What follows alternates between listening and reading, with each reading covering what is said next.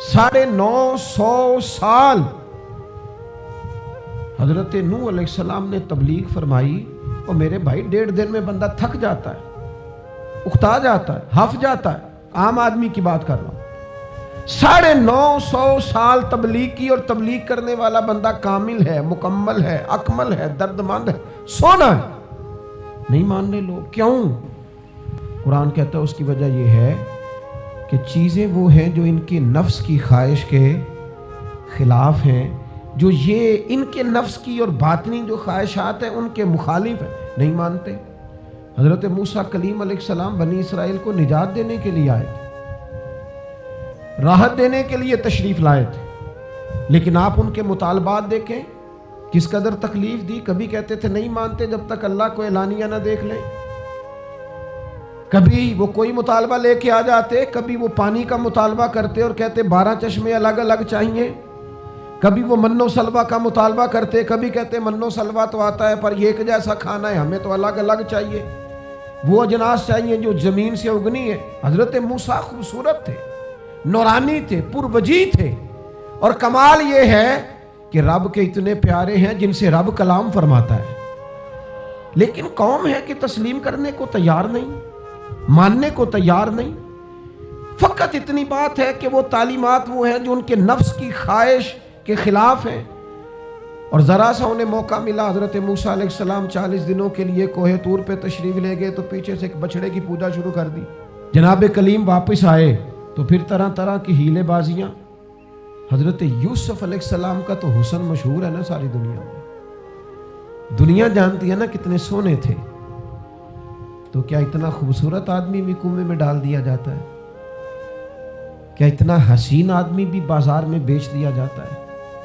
क्या इस कदर शख्स जो ज़ाहिरी बातनी तौर पर नूरानी हो, उस शख्स पर भी इल्जामात धर के जेल में डाल दिया जाता है?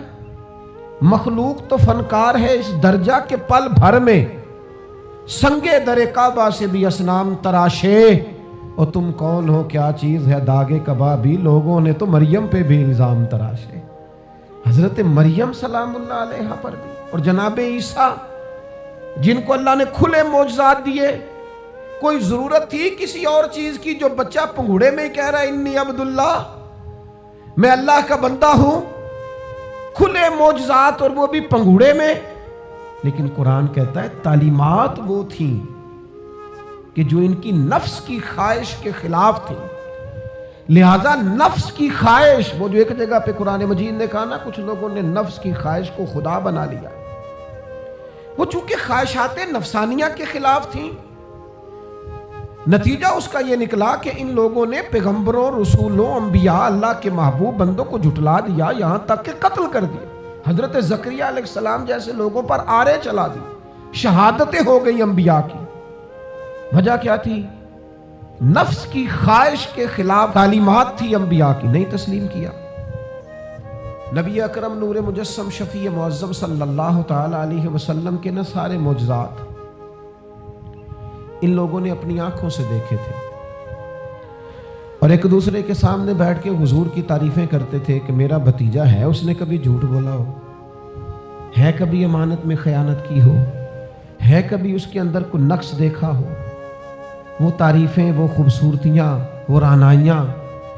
लेकिन जब हुजूर ने ऐलान नबूवत किया ना, अब वो जो ख्वाहिशात नफसानियाँ थी ना, वो जो बातन के अंदर ख्वाहिशात मचलती थी, मैं सरदार हूँ, मेरे ढेर सारे गुलाब होने चाहिए, मैं किसी को अपना दामाद कबूल नहीं करता, लिहाजा बेटी को जिंदा दफन करूंगा, मैं ये कैसे कबूल कर लूं कि गरीब आदमी मेरे बराबर में आके बैठ जाए, बरादरी की ऊंच नीच कैसे छोड़ दूं। कल तक कह रहे थे आप सादिक हैं, आप अमीन हैं, आप हसीन हैं, आप बावकार हैं, हर चीज बयान कर रहे थे। और जैसे ही कहा हुजूर ने कि मैं अल्लाह का रसूल बन के आया हूं, जब मानने की बारी आती है ना, मानने की, हुजूर अलैहिस्सलातु वस्सलाम पहाड़ी पर तशरीफ फरमा है, और करीम महबूब अलैहिस्सलातु वस्सलाम ने, ऊंची पहाड़ी थी, इस तरह कोई आदमी यहाँ दीवार पे ऊपर खड़ा हो जाता है तो आप तो उस तरफ नहीं देख रहे, वो उधर भी देख रहा है, इधर भी देख रहा है। ऊंची पहाड़ी पर हुजूर खड़े हो गए और खड़े होकर फरमाया اگر میں تم سے کہوں کہ پہاڑی کے اس پار دشمن ہے اور وہ تیاری کر کے آ چکا ہے، تم پر حملہ آور ہو جائے گا، کیا میری بات مان لو گے؟ دیکھا نہیں تم نے، میں کہہ رہا ہوں دشمن ہے، تسلیم کرو گے؟ سارے مکے کے لوگ جمع تھے، کہنے لگے کیوں نہیں مانیں گے، آپ صادق بھی ہیں اور امین بھی ہیں، آپ کی زبان سے کبھی جھوٹ نکلا ہی نہیں۔ یہ خاص پیغام حسین کانفرنس میں عرض کرنا ہے آپ بھائی، میں اگر کہوں کہ اس طرف دشمن آ گیا ہے، تم نے نہیں دیکھا، میری زبان پر اعتبار کرتے ہو؟ یا رسول اللہ آپ صادق اور امین ہیں، آپ نے کبھی جھوٹ بولا نہیں، خیانت کی نہیں، 100% یقین ہے، مان لیں گے؟ یہ بات ماننے کو تیار ہیں، یہ بات تسلیم کرنے کو تیار ہیں کہ آپ صادق اور امین ہیں؟ تو حضور نے فرمایا جس زبان سے تم یہ ماننے کو تیار ہو نا کہ اس طرف دشمن کھڑا ہے حملہ کر دے گا، اس زبان سے یہ بھی مان جاؤ کہ میں اللہ کا سچا رسول بن کے آیا ہوں۔ آپ میری بات کو سمجھیں، تھوڑی دیر پہلے بیک وقت کہہ رہے ہیں بالکل آپ جو کہتے ہیں حق اور سچ ہے، اور اب جب کہا میں رسول ہوں مان جاؤ، تو معاذ اللہ تعالیٰ ابو لہب کہنے لگا آپ کے ہاتھ ٹوٹ جائیں، آپ نے ہمیں اس کام کے لیے بلایا تھا، طرح طرح کی بولیاں بولنے لگے۔ جب مفادات پر چوٹ لگتی ہے، جب خواہشات نفس کو چھوڑنا پڑتا ہے، جب ذرا اپنی طبیعت پر کچھ چیزیں بوجھ بنتی ہیں، آپ دیکھیے حضرت فاروق اعظم رضی اللہ تعالیٰ عنہ نے مسئلہ بیان کیا، تو جناب فاروق اعظم رضی اللہ تعالیٰ عنہ نے اس مسئلے میں عورتوں کے مہر کے متعلقہ، جو حق مہر ہوتا ہے خاتون کا، اس کے متعلقہ جناب عمر نے کوئی مسئلہ بیان کیا۔ تو آپ جمعہ پڑھا کے باہر نکلے تو ایک خاتون کھڑی تھی دروازے پر، کہنے لگی امیر المومنین حد ہو گئی ہے، آپ عورتوں کو مہر لینے پر پابندی لگا رہے ہیں، اتنا لینا اتنا نہ لینا، اور اللہ رسول نے کھلی اجازت دی ہے جتنا مرضی لے لیں۔ اس خاتون نے دلائل پیش کیے۔ اب امیر المومنین کے سامنے ایک تو ہے کہ عام مرد کے سامنے عورت بات کرے تو لوگ قبول نہیں کرتے، اور 22 لاکھ مربع میل کا حکمران، اور جس کے بارے میں معروف ہے کہ ان کا درہ ہر وقت چلتا ہے، اس خاتون نے جناب عمر سے کہا کہ جناب مسئلہ یوں ہے، آپ نے یوں بیان کیا ہے۔ اب ارد گرد لوگ کھڑے تھے، کسی نے یہ نہیں کہا گستاخ معاذ اللہ تو کیا کہہ رہی ہے، امیر المومنین کے سامنے کلام کرتی ہے۔ بات حق تھی، کسی نے جرت نہیں کی۔ ایک شخص حضرت عمر سے کہنے لگے حضور آپ کچھ بولتے کیوں نہیں، کچھ تبصرہ کریں۔ فرمانے لگے بولنا کیا ہے، ایک مرد نے خطا کی ہے اور ایک عورت ٹھیک کہہ رہی ہے، اس کی بات درست ہے، میں کھلے دل سے قبول کرتا ہوں۔ نفس پر گرچہ چوٹ لگتی ہے اسے قبول کریں، کیوں حق کے معاملے میں مڑتے؟ حضرت صاحب حق ہوتا ہے، اور جب حق واضح ہو جائے پھر نفسانی خواہشات کو نہ دیکھو۔ نفس ایک بچے کی طرح ہے، اس کی ایک بات مانو گے دوسری خواہش کرے گا، دوسری بات مانو گے تیسری خواہش کرے گا۔ اللہ کے محبوب علیہ السلام نے دعا فرمائی ہے، مسند امام احمد بن حنبل میں موجود ہے، حضور اللہ کی بارگاہ میں عرض کرتے ہیں تعلیم امت کے لیے، صرف ہمیں سمجھانے کے لیے، ورنہ تو معصوم عن الخطا ہے۔ محبوب اللہ کی بارگاہ میں عرض کرتے ہیں اے اللہ مجھے اس خواہش سے بچانا جو ایک اور خواہش میں مبتلا کر دے، اس خواہش سے بچانا جو خواہشات کے دروازے کھول۔ ہم اپنے نفس کو لے کر دین کے مقابلے میں کھڑے ہو گئے۔ میری برادری کہتی ہے کہ شادی میں ڈھول بجے گا، تماشا ہوگا، اور اللہ رسول کہتے ہیں کہ اس میں شریعت کا بول بالا ہوگا، پتہ چلے گا جیتتا کون ہے۔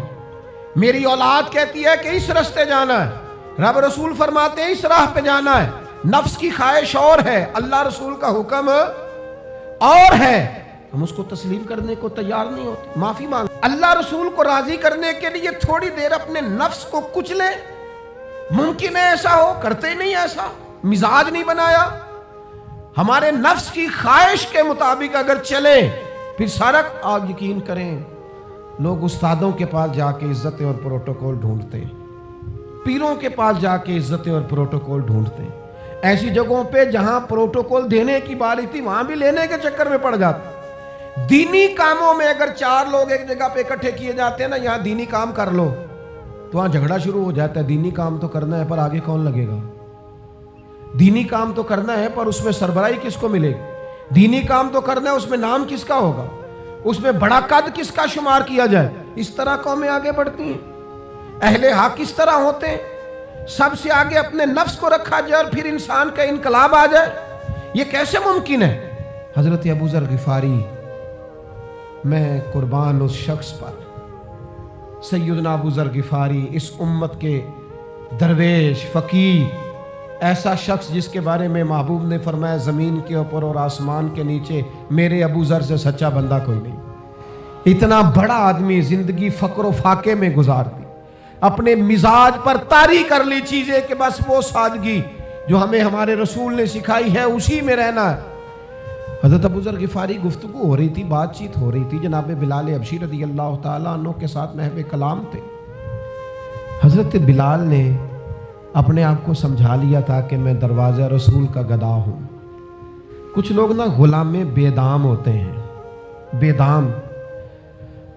ہمارے ہاں نا کچھ لوگوں کا پروٹوکول ہوتا ہے اور کچھ لوگ ایسے ہوتے ہیں جو صبح سے لے کے شام تک جھاڑو دے رہے ہوتے ہیں، خدمتیں کر رہے ہوتے ہیں۔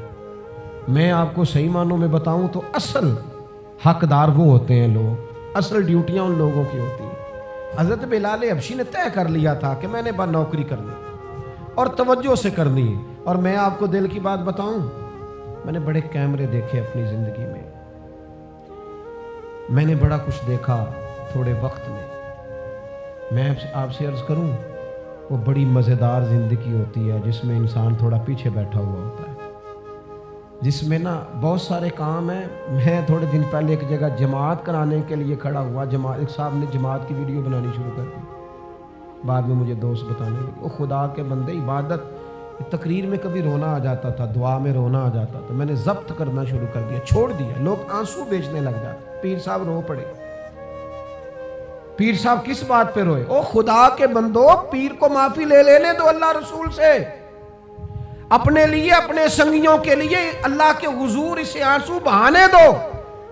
کوئی چیز تو کیمرے سے باہر رہے، کچھ چیز تو۔ کیا خوبصورت لفظ ہے مولا علی شیر خدا کے، فرماتے ہیں اسے مبارک ہو جسے تھوڑے لوگ جانتے ہیں، اسے مبارک ہو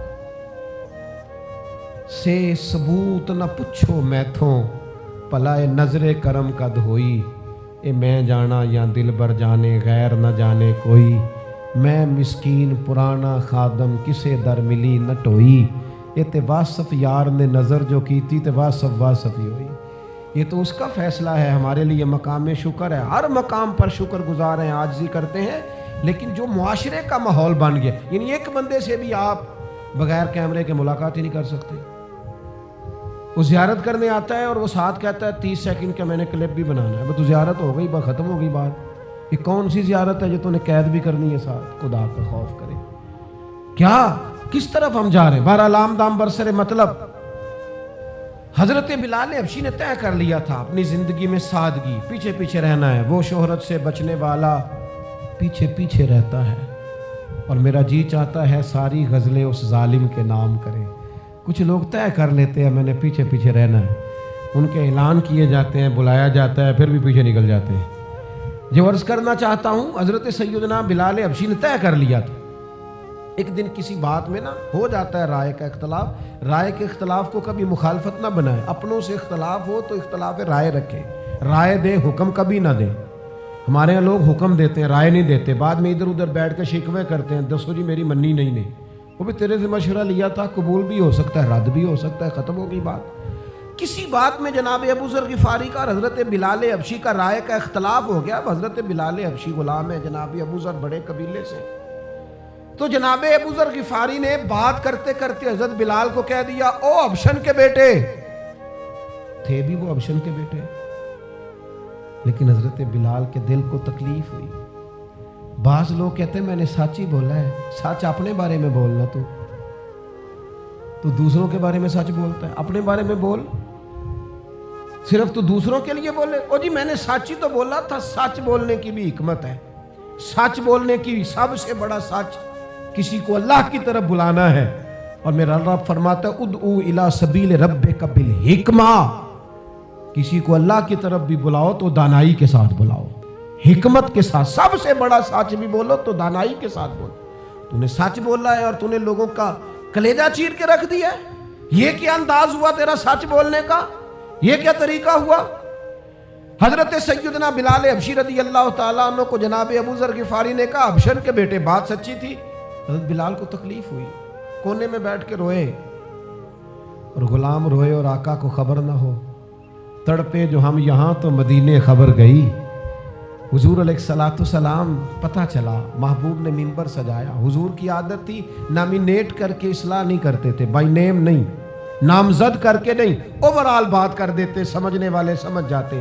حضور فرمانے لگے لوگوں کو کیا ہو گیا ہے, میں نے تو جاہلیت کی ساری باتیں پاؤں تلے رون دی تھی, ابھی بھی کہتے ہیں بلال کو حبشن کا بیٹا. حضرت ابو ذر غفاری کہتے ہیں باقی تو کوئی نہ سمجھے تو میں سمجھ گیا. بڑا مشکل ہوتا ہے مجمع میں اٹھ کے معافی مانگنا. ہمارے ہاں بعض لوگ معافی بھی اس طرح مانگتے ہیں کہ یوں لگتا ہے گن بھی ساتھ پکڑی ہوئی ہے, معافی دو ورنہ گولی مار دوں گا. معافی مانگنے کا بھی طریقہ سلیقہ نہیں آتا. اور دنیا میں کچھ ایسے نفس پرست ہیں ان کو استادوں سے معافی مانگنے پڑی تو نہیں مانگ سکتے, مشائخ سے معافی مانگنے آتی ہے تو نفس کے بندے بن کے نفس کی غلامی کرتے ہیں, لیکن اپنی عزت کی جگہوں کو بھی درست نہیں کرتے. کتنا بڑا مجرم ہے جو باپ سے بھی معافی نہ مانگ سکے, جو ماں سے بھی نہ کہہ سکے میں غلطی کر گیا تھا. اتنی بڑی نفس پرستی, تو نے آقا بنا لیا اپنے نفس کو اپنا. مجمع میں معافی مانگنا, اعتراف کرنا, حق کو قبول کرنا, اپنے نفس کو ذبح کرنا.